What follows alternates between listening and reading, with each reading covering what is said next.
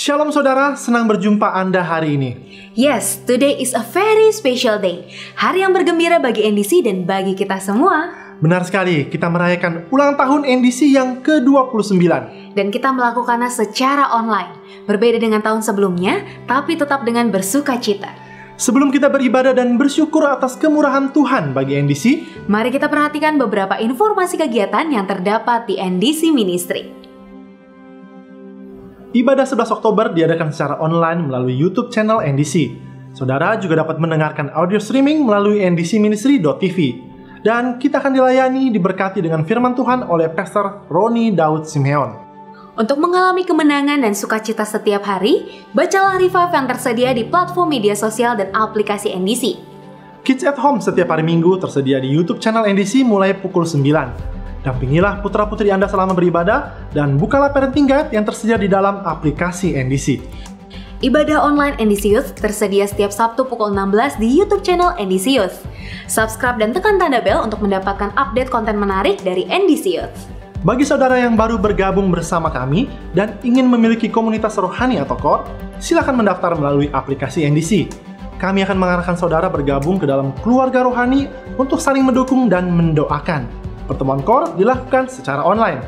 Saudara dapat memberikan persepuluhan dan persembahan dengan cara transfer bank ke rekening BCA di 704 030 8282 atas nama Nafiri Allah, atau melalui website dan aplikasi NDC Ministry di menu Giving. Dapat juga dengan melakukan scan kode QR yang tertera di layar menggunakan beberapa aplikasi berikut ini. Dear God, my life finds rest in you. In you, there's relief. In you, there's healing. And in you, miracles happen.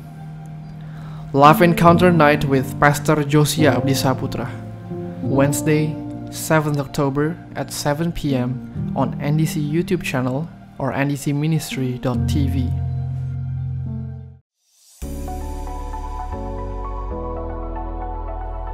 Shalom saudaraku, dalam rangka Jubileum 50 tahun Sinode Gereja Bethel Indonesia, pada tanggal 5 Oktober yang akan datang, kita akan mengadakan 5G Conference dari jam 1 siang sampai jam 6 sore yang bisa diikuti oleh para hamba Tuhan, para pengurus jemaat, dan juga generasi muda.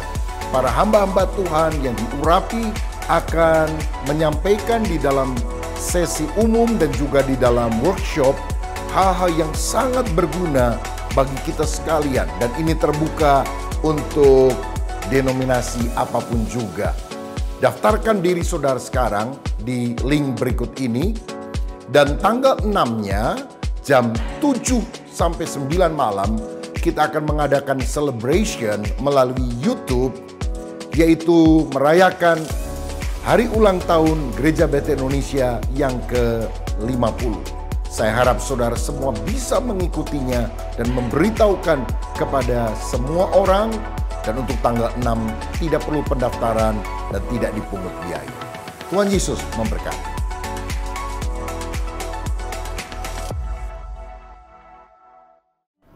Kunjungi website tokoberkat.id dan temukan berbagai macam makanan dan minuman sehat serta produk menarik lainnya bagi Anda sekeluarga. Dapatkan informasi kegiatan NDC dengan memfollow seluruh platform media sosial NDC. Saudara, hari ini kita juga akan dipersatukan dengan tubuh dan darah Kristus. Perjamuan kudus dapat diikuti oleh jemaat yang sudah percaya dan menerima Yesus Kristus sebagai Tuhan dan Juru Selamatnya. Siapkanlah roti dan anggur untuk mengikuti perjamuan kudus hari ini. Demikian informasi yang dapat kami sampaikan. Mari kita beribadah bersama, dan tidak lupa kami berdua mengucapkan Selamat ulang tahun NDC. Selamat ulang tahun bagi kita semua, and God bless you. Haleluya, Shalom. Selamat ulang tahun yang ke-29 untuk NDC.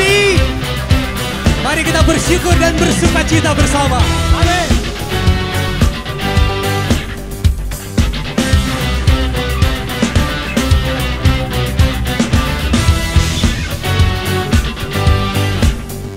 Dalammu ku temukan sukacita. dunia takkan sanggup untuk berikan.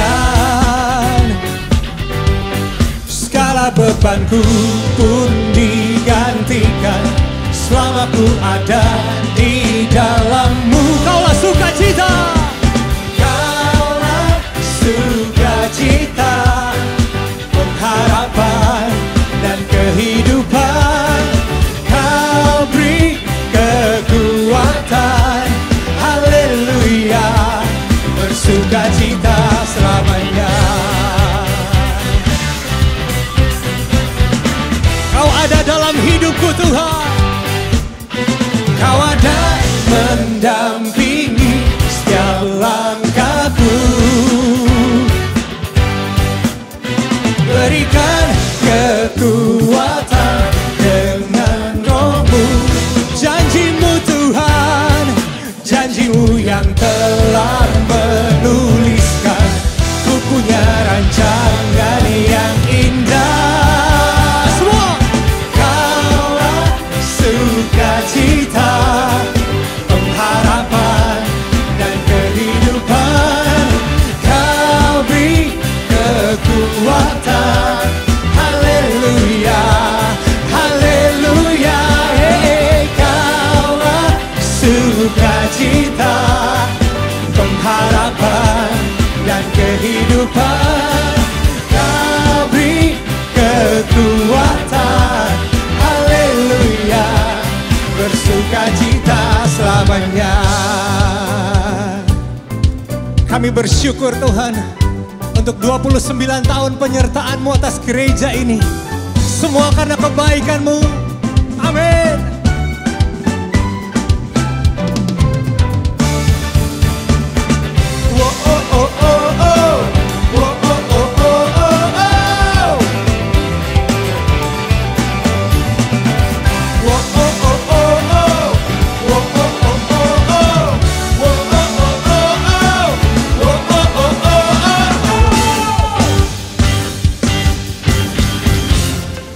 Bisa lebih semangat memuji Tuhan kita, amin. Yang siap memuji Tuhan, berikan sorak-sorai terbaik buat Allah kita. Come on, let's praise Him. Woo! Hey!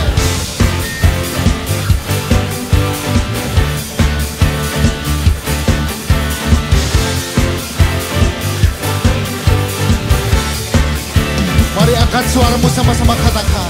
Pelukis cakrawala, merangkai jagat raya, pencipta alam semesta. Kami nyatakan Engkau pemilik hidup kami, pemilik kehidupan yang sanggup menyelamatkan. Dialah jalan kebenaran. Kami rindukan kuasa lawatan-Mu, kebangkitan pasti terjadi. Come on.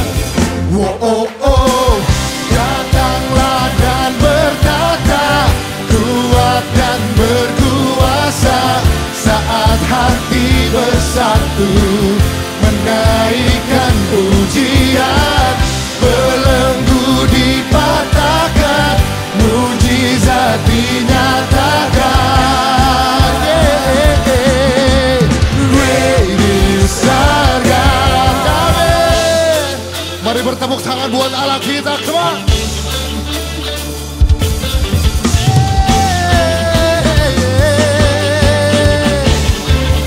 Engkau pemilik kehidupan, pemilik kehidupan yang sanggup menyelamatkan.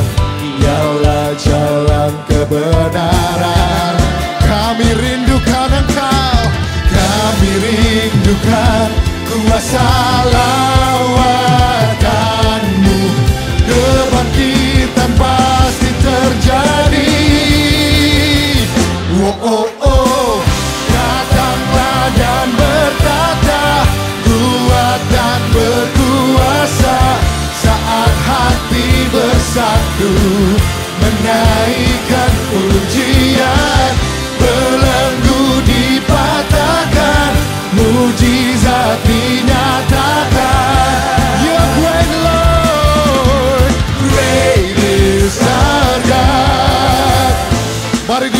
saudara berada, bertepuk tangan buat Allah kita. Sebab Engkau Tuhan kami yang dahsyat Tuhan. Amin. Lebih semangat lagi keluar.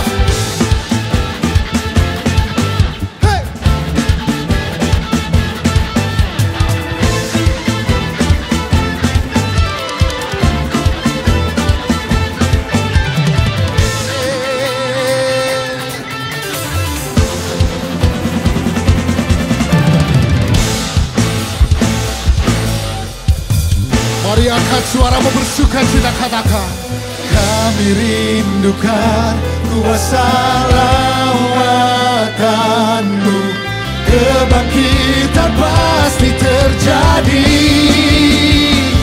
Oh, oh, oh. Datanglah dan bertata, kuat dan berkuasa, saat hati bersatu menaikkan pujian, belenggu dipatahkan, mujizat dinyatakan. Sama-sama nyatakan, gue di surga.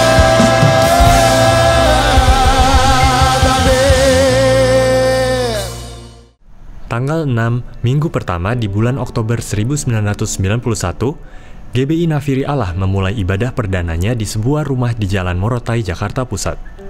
Pendeta muda Josia Abdi Saputra sebagai gembala sidang membuka ibadah sore dan diawali dengan 15 jiwa.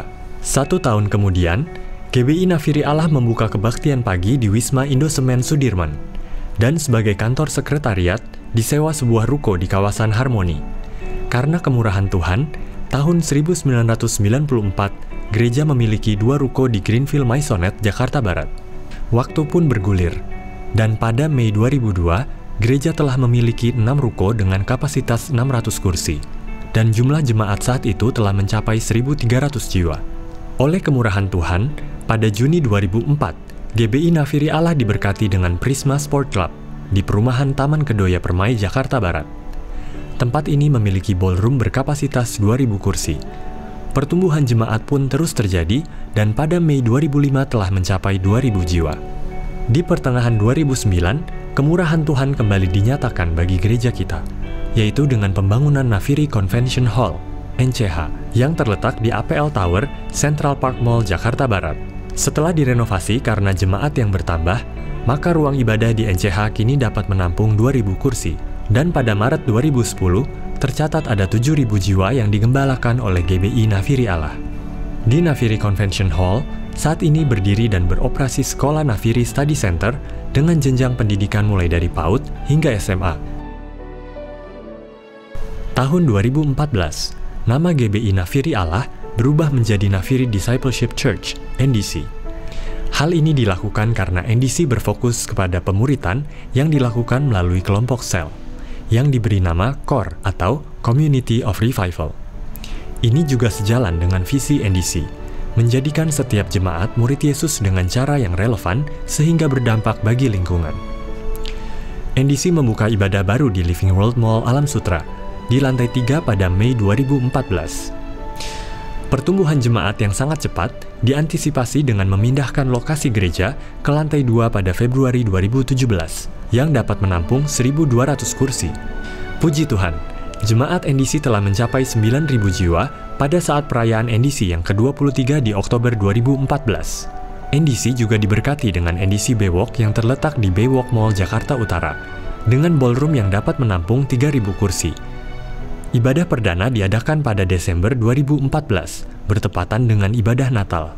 Di NDC Baywalk, telah diselenggarakan 3 kali konser rekaman album NDC Worship, yaitu Live in Baywalk, Faith, dan Purify. Lagu dari NDC Worship telah menjadi berkat bagi banyak gereja di Indonesia dan dunia. Pertumbuhan jemaat terus mengalami peningkatan sejak NDC berfokus dan menjalankan pemuritan melalui CORE. Jemaat NDC hingga kini tercatat mencapai 22.000 jiwa, dan semuanya karena anugerah Tuhan. NDC Ministry juga berfokus melakukan amanat agung Tuhan Yesus melalui pelayanan misi Nafiri Allah. Sejak tahun 2000, telah memberikan subsidi kepada hamba Tuhan, membangun gedung gereja sederhana, mengadakan berbagai kegiatan di pedesaan termasuk pembangunan NCK, sumur bor, dan pembangkit listrik. dan saat ini juga telah membangun 93 gedung PAUD di seluruh Indonesia. Hari, bulan, dan tahun berganti. Dalam perjalanan pelayanannya, NDC menorehkan tinta emas kemurahan Tuhan yang berikutnya. Di atas tanah 2,5 hektar akan dibangun NDC Center di PIK 2 yang dapat menampung 12.000 kursi. Gedung yang akan menjadi pusat kegerakan dan kebangunan rohani yang besar di zaman ini. Jiwa-jiwa kepunyaan Tuhan dipercayakan, ditambahkan ke dalam penggembalaan NDC, dan penuaian akan terus berlangsung bagi kemuliaan nama Tuhan kita, Yesus Kristus.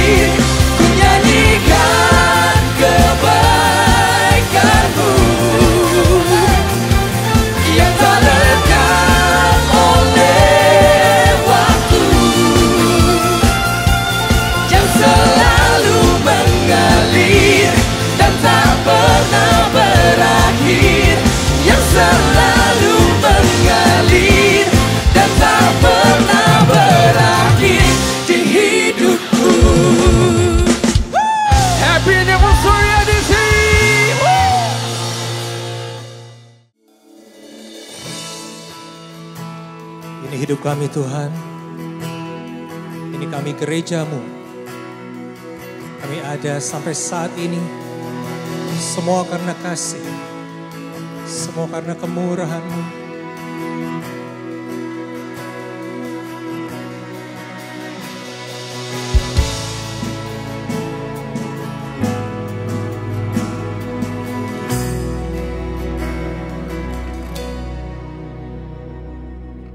Kau hiasi kehidupanku dengan kemurahan-Mu.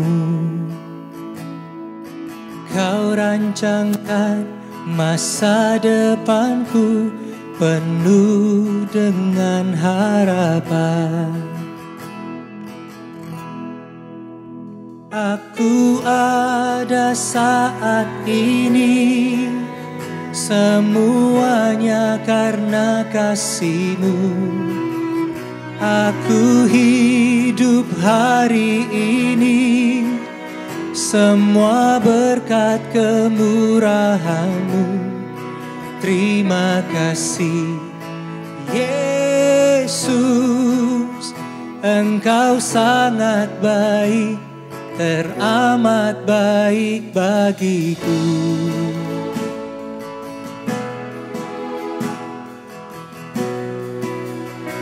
Mari nyanyikan bersama. Kau hiasi kehidupanku dengan kemurahan-Mu. Terima kasih Tuhan. Kau rancangkan masa depanku penuh dengan aku ada saat ini, semuanya karena kasih-Mu.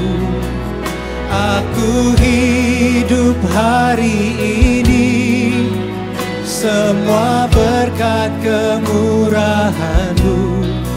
Terima kasih Yesus, Engkau sangat baik,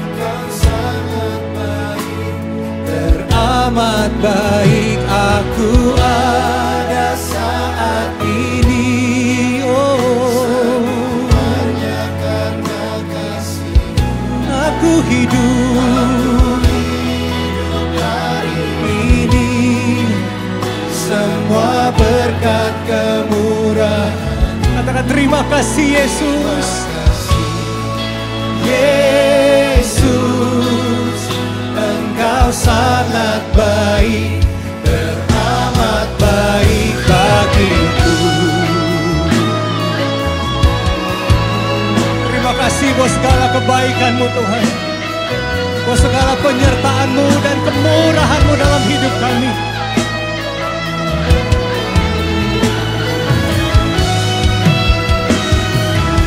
Mari dimanapun kau berada, sama-sama katakan, aku ada saat ini, semuanya karena kasih-Mu. Aku hidup hari ini, semua berkat kemurahan-Mu. Terima kasih Yesus, Engkau sangat baik, teramat baik bagiku. Aku ada saat ini, semuanya karena kasih-Mu. Aku hidup hari ini, semua berkat kemurahan-Mu. Terima kasih Yesus. Yesus, Engkau sangat baik, teramat baik bagiku. Yesus, Engkau sangat baik, teramat baik bagiku.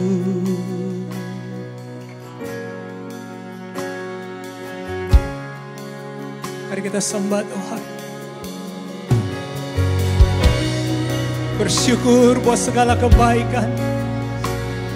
Bersyukur buat setiap penyertaan Tuhan dalam hidup kita.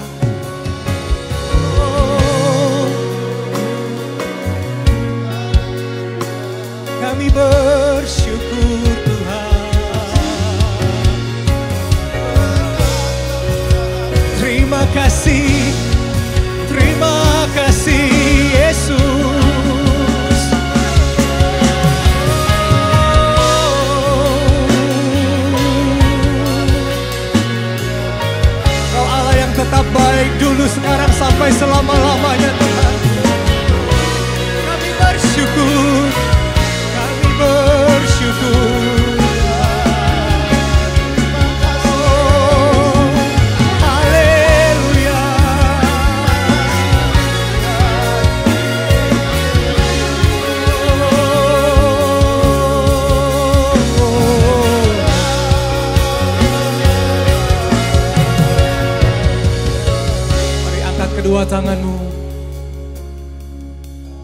Aku ada saat ini, semuanya karena kasih-Mu.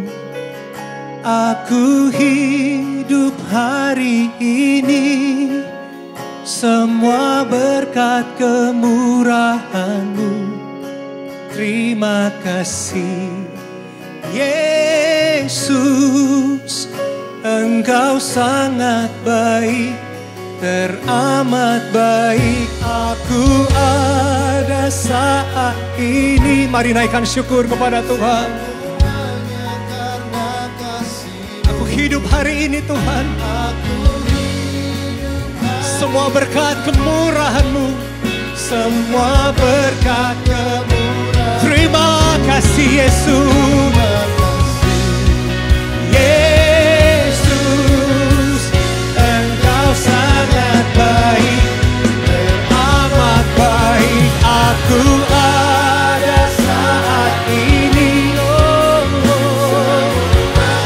karena kasih-Mu. Aku hidup hari ini, semua berkat kemurahan-Mu.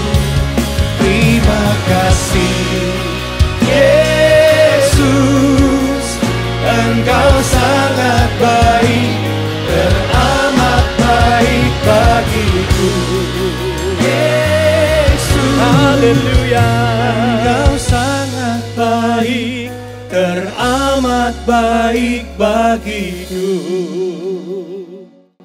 Saya percaya hadirat Tuhan ada di tempat ini. Dimanapun saudara berada, kuasa Roh Kudus sedang menjamah dan melawat setiap saudara. Khususnya hari ini, sebelum kita dengar firman Tuhan, kita akan menerima perjamuan kudus, persekutuan dengan tubuh dan darah Yesus sendiri. Mari setiap saudara persiapkan dirimu untuk menerima tubuh dan darah Yesus. Bapa, kami berdoa, berkatilah perjamuan kudus pada saat ini. Berkatilah roti dan anggur menjadi sakramen, alat anugerah yang olehnya kami bersekutu dengan tubuh dan darah Yesus sendiri. Kami sambut perjamuan kudus dengan iman di dalam nama Yesus. Semua yang siap terima perjamuan kudus katakan amin. Amin. Karya terbesar dalam hidupku, pengorbananmu yang selamatkanku. Engkaulah harta yang tak ternilai, yang ku miliki dan ku hargai. Yesus, Engkau ku kagumi. Sekali lagi semua sembah Tuhan Yesus. Karya terbesar dalam hidupku, pengorbananmu yang selamatkanku. Engkaulah harta yang tak ternilai, yang ku miliki dan ku hargai. Yesus, Engkau ku kagumi. Dimanapun saudara berada, sambil memandang kepada salib Yesus, mari kita mengangkat roti kita tinggi ke atas. Kita mengingat pengorbanan Yesus di atas kayu salib. Ketika Yesus menanggung semua dosa kita atas tubuhnya, sehingga tubuh Yesus dihancurkan, diremukkan dan dipecah-pecahkan bagi kita. Dan saudaraku, bukankah roti yang kita pegang dan akan kita makan bersama ini merupakan persekutuan dengan tubuh Kristus?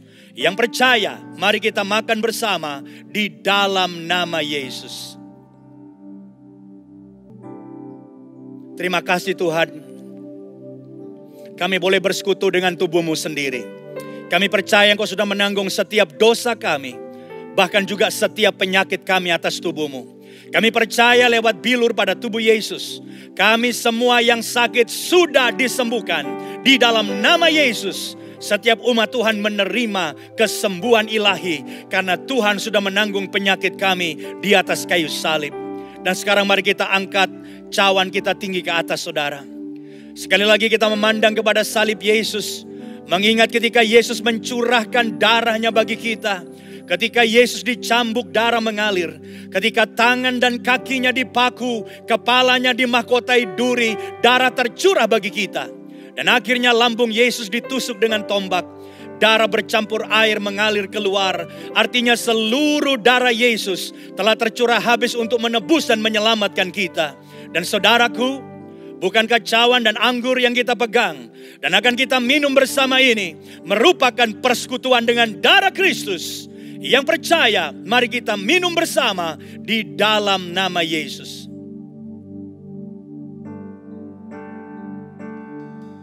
Haleluya. Mari semua berseru haleluya. Kami bersyukur buat pengorbananmu. Kami bersyukur buat darah yang tercurah. Kami bersyukur buat salib-Mu Tuhan. Haleluya.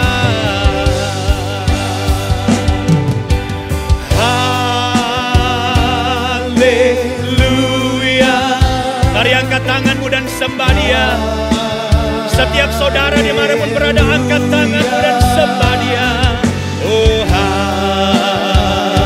haleluya. Haleluya. Semua kita berikan kemuliaan yang paling meriah bagi Tuhan Yesus. Haleluya. Terima kasih Tuhan. Karena lewat pengorbanan-Mu di atas kayu salib dan darah yang tercurah, kami semua sudah ditebus, dosa kami sudah diampuni, dan kami sudah menerima hidup yang kekal. Itu sebabnya Tuhan, kami mau setia mengiring Engkau, setia melayani Engkau, karena Engkau sudah menyelamatkan setiap kami. Terima kasih Tuhan Yesus. Saatnya kami rindu mendengar firman Tuhan. Kami berdoa Tuhan mengurapi kami semua, khususnya hamba-Mu yang menyampaikan firman, sehingga setiap jemaat boleh diberkati. Dalam nama Yesus kami berdoa, dan semua yang siap dengar firman Tuhan katakan amin. Amin. Mari kita semua berikan kemuliaan yang paling meriah bagi Tuhan dimanapun saudara berada. Puji Tuhan. Ya, shalom setiap jemaat NDC dan setiap saudara yang sedang mengikuti ibadah online saat ini. Minggu ini saudara-saudara adalah minggu yang sangat spesial. Karena minggu ini kita merayakan ulang tahun gereja kita NDC yang ke-29. Ya, di situ ada tulisan yang ke-29. Kita bersyukur karena Tuhan sudah memimpin gereja kita selama 29 tahun. Dan saya tahu saudaraku, kalau kita boleh ada seperti hari ini gereja kita, itu semua karena anugerah Tuhan. Saya ingat ketika kita memulai gereja ini 29 tahun yang lalu, hanya dengan beberapa orang saja, gak lebih dari 15 orang. Di tempat yang kita dipinjamin saudaraku. Dan setiap saat kita pindah dari satu tempat ke tempat yang lain. Tapi hari ini oleh anugerah Tuhan, kita sudah mendapatkan tempat yang bagus dengan lokasi yang strategis di banyak mall di Jakarta, dan juga pertumbuhan jemaat kurang lebih bisa sampai 22.000 jemaat NDC saat ini. Saya percaya bukan karena kehebatan siapapun, segala kemuliaan hanya bagi Tuhan karena semuanya karya Tuhan yang luar biasa. Bolehkah kita semua berikan tepuk tangan dan bilang terima kasih Tuhan Yesus buat pimpinan Tuhan bagi NDC selama 29 tahun. Dan hanya bagi Tuhan segala kemuliaan dan hormat sampai selama-lamanya. Puji Tuhan saudaraku. Nah hari ini saudara-saudara, selain kita berulang tahun, kita diingatkan bahwa usia kita tambah tua gereja kita. Tetapi saya rindu bukan hanya tambah tua, tapi kita makin mendekati kepada visi kita. Saudara tahu visi gereja kita adalah menjadikan setiap jemaat murid Yesus dengan cara yang relevan sehingga berdampak bagi lingkungan. Jadi fokus gereja kita ini adalah fokus kepada membangun karakter. Karakter seperti Yesus, menjadi murid Yesus. Nah itu sebabnya hari ini saya akan berbicara tentang bagaimana kita menjadi orang yang punya karakter. Man of character. Ini judul firman Tuhan pada ibadah yang spesial ulang tahun gereja kita yang ke-29. Nah berbicara tentang karakter ada banyak definisi. Tapi saya mau mengambil definisi karakter dari Dictionary of Bible Themes. Dan karakter di sini definisinya adalah ciri-ciri moral dan mental yang menentukan seseorang apakah baik atau jahat. Istilah ini juga berarti kekuatan moral, ya, kekuatan moral yang oleh Alkitab dipandang sebagai sesuatu yang bernilai sangat tinggi. Jadi sekali lagi dalam ibadah ulang tahun gereja kita yang ke-29, saya ingin dengan bertambahnya usia kita makin punya karakter seperti Yesus. Dan itu tadi definisinya karakter. Dan mari kita membaca bersama-sama betapa Tuhan sangat mementingkan karakter dalam hidup kita. 1 Samuel 16 ayat 7, saudara-saudara. Mari kita baca bersama-sama.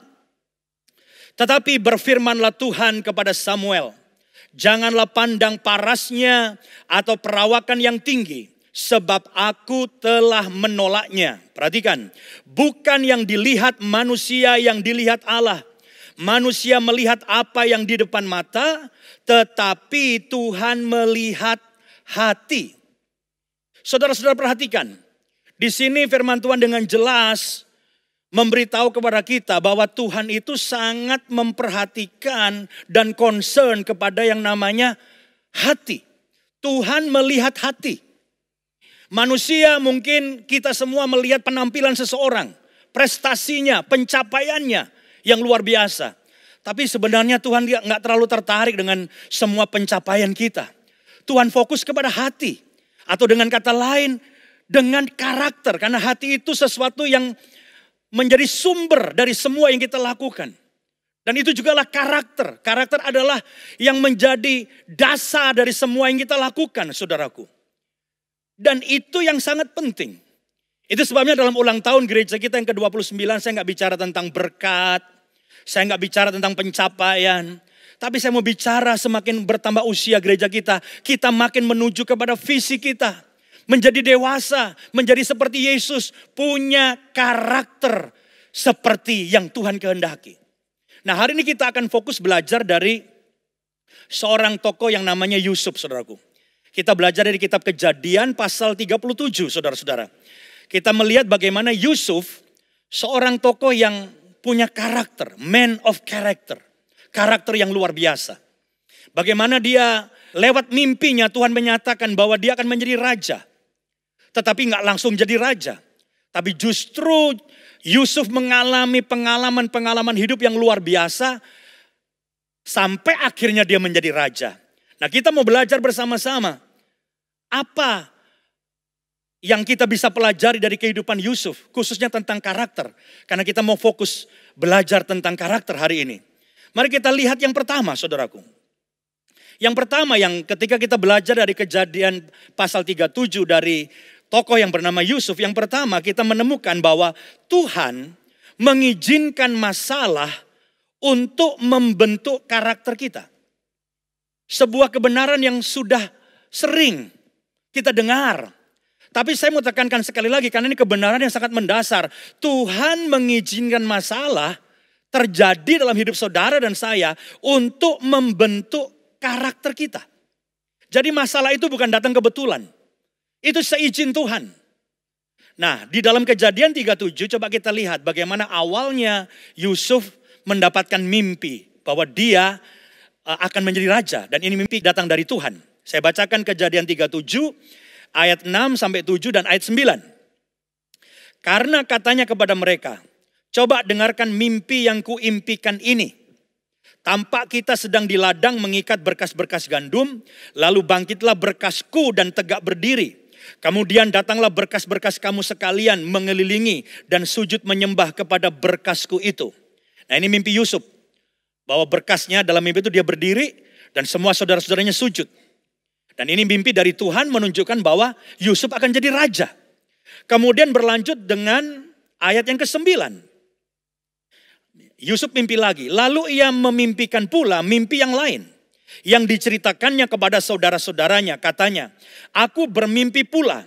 Tampak matahari, bulan, dan 11 bintang sujud menyembah kepadaku. Nah, ini mimpi yang selanjutnya. Matahari, bulan, 11 bintang ini maksudnya ayahnya, ibunya, kemudian 11 saudaranya semua sujud. Sampai ayahnya komplain. Masa akan aku menyembah kepadamu? Tapi memang inilah awal dari mimpi yang Tuhan nyatakan kepada Yusuf bahwa dia akan menjadi raja.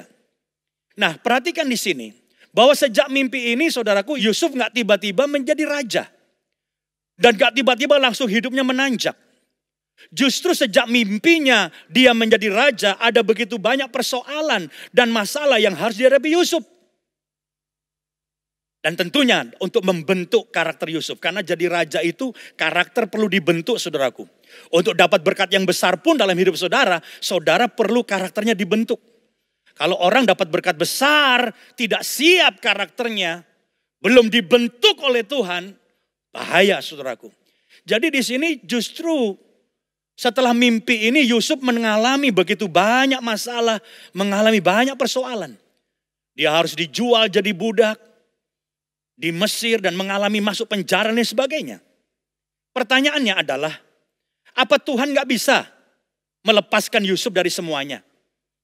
Apakah Tuhan gak bisa menolong Yusuf dengan segera, gak perlu melewati semuanya? Jawabannya, saudaraku, bukan Tuhan gak bisa menolong Yusuf mengatasi langsung semua masalahnya. Tetapi, saudaraku, ini poin yang kedua yang saya mau sampaikan. Karena yang kedua, Tuhan lebih tertarik untuk membentuk karakter kita dibandingkan menyelesaikan masalah kita. Tuhan bisa menyelesaikan masalah Yusuf. Tuhan bisa menyelesaikan masalah saudara. Tetapi saya mau katakan kebenaran yang kedua adalah Tuhan lebih tertarik membentuk karakter kita lewat masalah itu dibandingkan Tuhan segera melepaskan kita menyelesaikan masalah kita. Karena Allah sangat menghargai karakter, saudaraku. Allah sangat menghargai karakter dan dengar saya baik-baik, setiap peristiwa, termasuk persoalan dan masalah yang sedang kau hadapi, saya mau katakan dengan pasti bahwa itu bukan kebetulan. Setiap persoalan saudara, hari-hari ini, lewat kondisi sekitar kita, entah masalah bisnis, rumah tangga, pekerjaan saudara, itu semuanya bukan kebetulan. Seizin Tuhan, karena Tuhan akan memakai itu untuk membentuk karakter kita.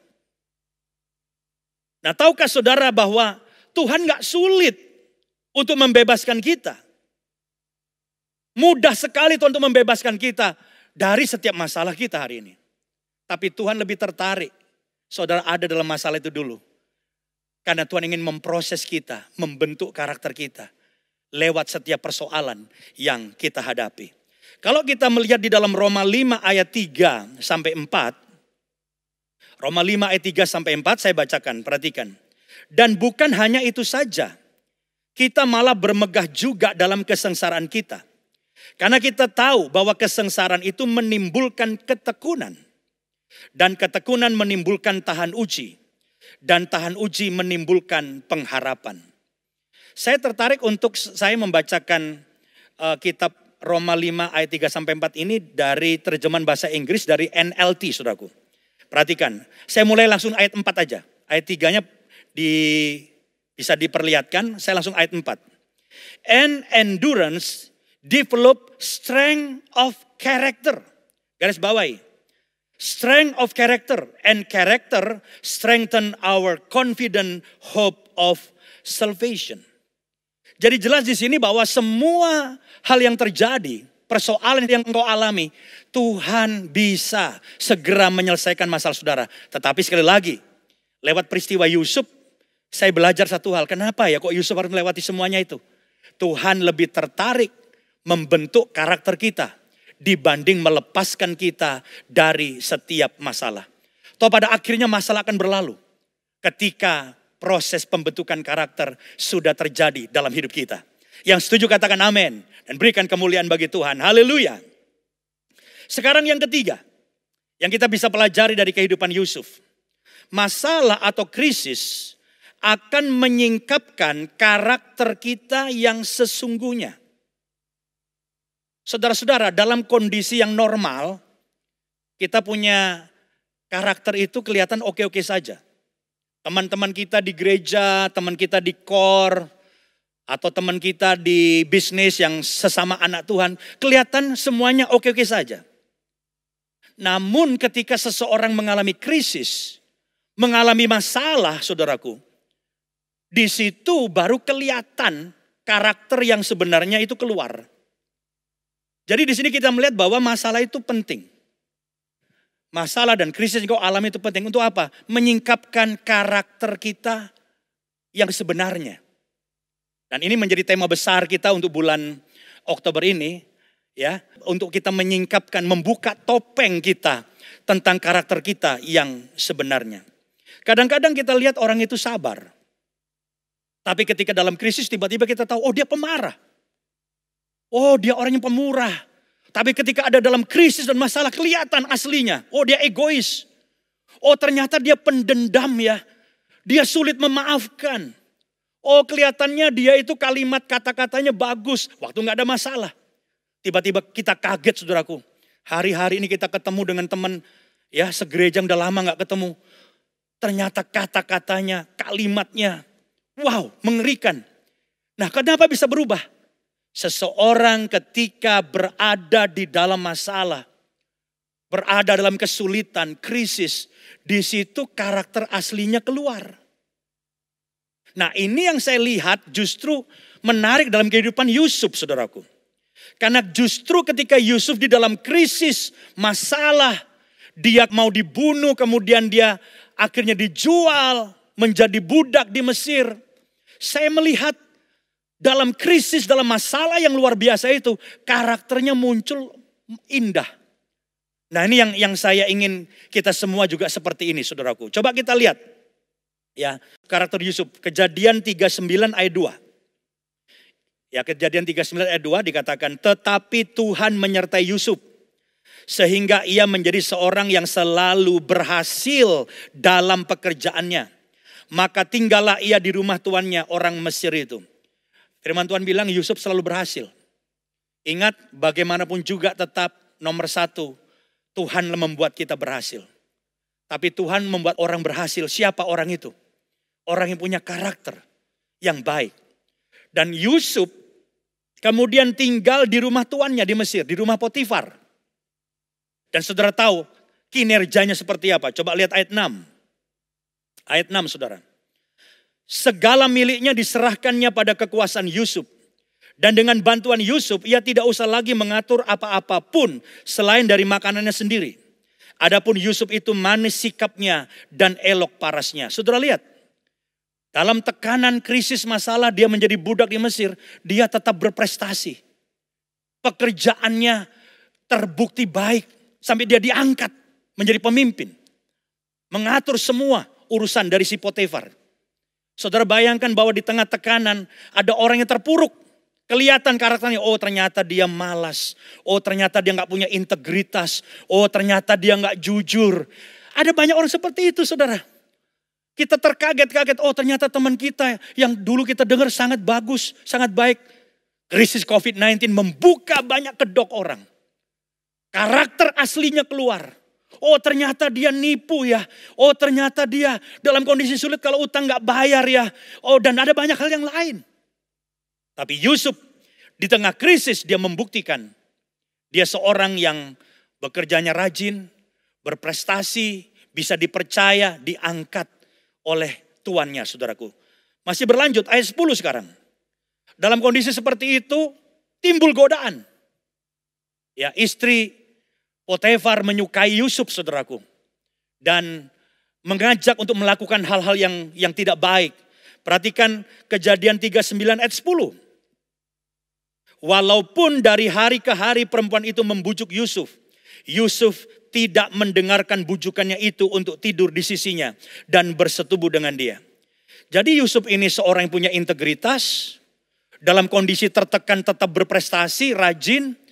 Dan dalam kondisi apapun juga, dalam godaan pun, dia terbukti punya karakter yang luar biasa. Dia punya standar moral yang luar biasa saudaraku. Jadi di tengah tekanan, orang akan kelihatan aslinya. Nah saya berharap setiap saudara di tengah tekanan pandemi COVID-19 akan kelihatan. Ada orang saya lihat ketemu, udah lama kan saudaraku jarang ketemu, sedih. Dalam tekanan banyak orang kembali kepada hidup lamanya. Wah kemudian udah mulai mabok, ngerokok, jarang pulang rumah. Saya nggak tahu padahal dalam kondisi seperti ini. Kemudian bisnisnya jadi kacau. Bagaimana dengan saudara? Apakah kita mau menjadi seperti Yusuf dalam tekanan, dalam krisis, dia muncul. Menyatakan karakternya yang luar biasa. Saya berharap jemaat NDC dalam ulang tahun yang ke-29. Kita semua di tengah tekanan justru kita membuktikan karakter asli kita. Yang indah, yang luar biasa, yang memuliakan Tuhan. Yang setuju katakan amin. Kita berikan kemuliaan bagi Tuhan. Haleluya. Itu sebabnya dalam Ulangan pasal 8 ayat 2. Perhatikan saya bacakan. Firman Tuhan bilang begini. Ingatlah kepada seluruh perjalanan yang kau lakukan atas kehendak Tuhan Allahmu. Di padang gurun selama 40 tahun ini. Perhatikan. Dengan maksud merendahkan hatimu dan mencobai engkau. Untuk mengetahui apa yang ada dalam hatimu. Yakni apakah engkau berpegang pada perintahnya atau tidak. Jadi bangsa Israel juga mengalami yang namanya krisis. Masalah di padang gurun. Apa tujuannya jelas? Untuk mengetahui apa yang ada dalam hatimu. Semua persoalan kau hadapi sebenarnya adalah kesempatan. Untuk saudara berkata, Tuhan inilah karakterku di tengah tekanan. Bahwa aku mengasihi engkau, bahkan aku jujur, bahwa aku tetap bekerja dengan integritas, dan bahwa aku akan memuliakan namamu. Jadi semua itu Alkitab bilang untuk mengetahui apa yang ada dalam hatimu. Ini yang ketiga saudaraku. Dan yang keempat, yang terakhir yang kita bisa belajar lewat kehidupan Yusuf adalah karakter akan menentukan masa depan kita. Saudara-saudara, apa yang sangat menentukan masa depan kita? Mungkin saudara berkata, oh pekerjaan saya, oke. Oh apa yang saya lakukan hari ini, oke. Oh bisnis saya, nggak salah. Tapi tahukah saudara bahwa Alkitab mengajar kepada kita, karakter akan menentukan masa depan kita. Arah hidup kita berjalan kemana. Kita akan berakhirnya di mana. Kita mengakhiri hidup kita seperti apa. Semua itu masuk masa depan kita. Dan semua masa depan kita itu saudaraku yang sangat menentukan justru adalah karakter kita. Perhatikan dengan baik firman Tuhan hari ini. Mulai hari ini saudara akan ke depannya kemana? Yang menentukan karakter kita. Makanya karakter perlu dibangun. Dan pada ulang tahun yang ke-29 ini saya rindu. Karakter kita makin menjadi seperti Yesus. Nah ada satu quotes berkata begini. Karakter adalah fondasi yang sangat penting. Di mana semua pencapaian kita dibangun. Itu karakter.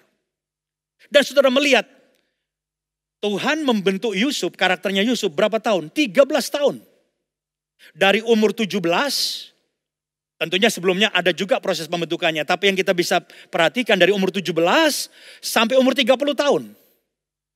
Berapa tahun? 13 tahun. Tuhan begitu concern membentuk fondasi karakter Yusuf. Bukan waktu sebentar.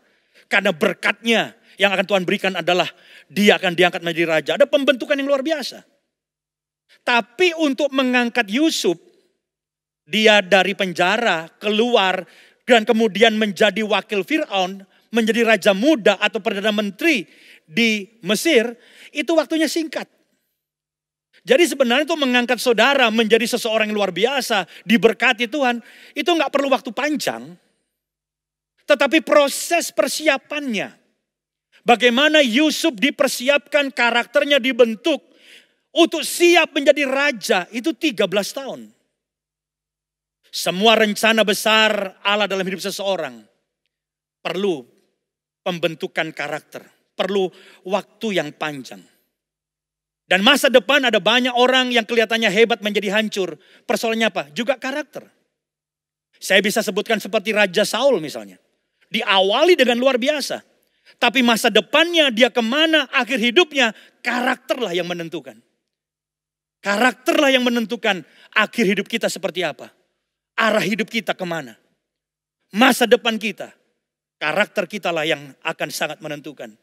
Kita mengenal anak muda yang hebat namanya Simpson. Gagah, keren, kuat, luar biasa. Seakan-akan masa depan luar biasa. Tapi masa depannya hancur. Apa persoalan Simpson? Karakter. Saya tidak membahas tentang Saul, tentang Simpson. Tapi kata kuncinya adalah karakter. Jadi karakterlah yang membuat seseorang masa depannya arahnya kemana. Akhir hidupnya seperti apa. Masa depannya sesukses apa. Karakter yang menentukan. Yusuf adalah sedikit orang yang berhasil melewati pemrosesan Tuhan. Pembentukan karakter yang luar biasa. Yusuf mencapai destiny Allah dalam hidupnya. Tujuan Allah, rencana Allah yang besar dalam hidupnya. Itu terjadi dalam hidup Yusuf. Dia menjadi raja. Dan dia dipakai Tuhan dengan luar biasa untuk memelihara kehidupan satu bangsa. Dan ini menjadi ayat terakhir saya, Kejadian 50. Ayat yang ke-20 saya akan bacakan. Memang kamu telah mereka-rekakan yang jahat terhadap aku. Tetapi Allah telah mereka-rekakannya untuk kebaikan. Dengan maksud melakukan seperti yang terjadi sekarang ini. Yakni memelihara hidup suatu bangsa yang besar. Orang mau mereka-rekakan apa tentang kita gak ada masalah. Orang mau mencelakakan saudara bisa. Tapi yang saya mau katakan kepada saudara adalah Allah punya rencana untuk masa depan saudara. Dan rencana Allah tentunya rencana yang dahsyat, yang besar, yang luar biasa. Tapi rencana itu bisa menjadi kenyataan atau tidak. Yang sangat menentukan adalah karakter. Karakterlah yang menentukan masa depan kita. Karakterlah yang menentukan apakah kita mencapai garis akhir dengan penuh kemenangan. Atau kita akan mengalami kegagalan. Doa saya pada ibadah ucapan syukur yang ke-29 dari gereja kita NDC. Baik saya, semua pelayan, semua kita mencapai rencana Allah yang sempurna di depan. Jadilah berhasil karena kita punya karakter yang seturut kehendak Tuhan. Dan ini menjadi fokus kita. Karakter yang harus dibangun. Mari kita sama-sama berdoa. Di mana saudara berada, bolehkah kita bangkit berdiri bersama-sama? Mari kita berdoa. Bapa, kami sungguh bersyukur untuk ulang tahun dari NDC yang ke-29. Kami bersyukur karena kami tahu hari ini ada, NDC ada seperti hari ini. Semua karena anugerah Tuhan. Kami berikan segala kemuliaan dan hormat bagi Tuhan. Pimpinlah NDC ke depan, berjalan seturut kehendak Tuhan. Demikian juga dengan semua hamba-hamba Tuhan, semua pelayan Tuhan, semua jemaat NDC, semua orang yang mengikuti ibadah online saat ini. Biar kami menjadi orang yang bertumbuh dalam Tuhan. Punya karakter seperti Yesus. Karena kami tahu Tuhan, karakterlah yang akan membawa kami kepada masa depan yang penuh keberhasilan. Masa depan yang seturut kehendak Tuhan. Dan kami rindu Tuhan, dalam ibadah ulang tahun ini, doa kami, berikanlah kami Tuhan, karakter Kristus. Bentuk kami. Ada banyak orang sedang mengalami proses pembentukan. Kami tidak mengomel. Kami bersyukur. Karena kami tahu ketika proses pembentukan terjadi, akhirnya untuk memberkati setiap kami. Terima kasih Bapak, berkati semua saudara-saudara yang sedang mengikuti ibadah online ini. Biar kami menjadi orang punya karakter Kristus. Berkati juga pada akhirnya bangsa dan negara kami Indonesia. Biar Indonesia bisa segera mengatasi COVID-19. Urapan Tuhan turun atas Bapak Presiden Jokowi, semua jajarannya beri hikmat untuk bisa mengatasi pandemi COVID-19. Dan kami percaya Indonesia segera keluar dari krisis ini. Terima kasih Bapak. Dan sekarang bersama-sama kami membuka hati untuk menerima anugerah dan berkat dari Allah Bapa, cinta kasihnya Tuhan Yesus Kristus, dan penyertaan oleh Roh Kudus menyertai kita semua mulai hari ini bahkan sampai selama-lamanya. Dan di dalam nama Yesus kami berdoa. Semua yang percaya katakan amin. Kami rindukan Haleluya. kuasa lawatanmu, kebangkitan pasti terjadi. Oh oh oh, datanglah dan bertata, kuat dan berkuasa, saat hati bersatu menaikkan pujian, belenggu dipatahkan, mujizat dinyatakan. Haleluya. Great is our God. Haleluya. Happy anniversary NDC. Haleluya.